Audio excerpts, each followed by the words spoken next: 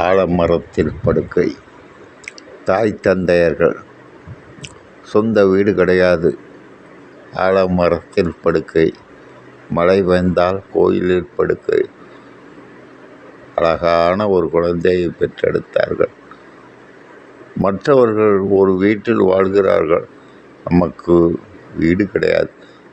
தன் மகனை உலகத்திலேயே பெரிய பணக்காரனாக ஆக்க வேண்டும் என்ற கற்பனை பெற்றவர்களுக்கு தன் உடல் உழைப்பை அனைத்தையும் கொடுத்தார்கள். அறிவு சார்ந்த விஷயத்தை கொடுத்தார்கள். அமெரிக்காவில் நாசாவின் விண்வெளி ஆராய்ச்சி கழகத்தில் வேலை பார்த்தான். அங்கேயே திருமணம் செய்து கொண்டான்.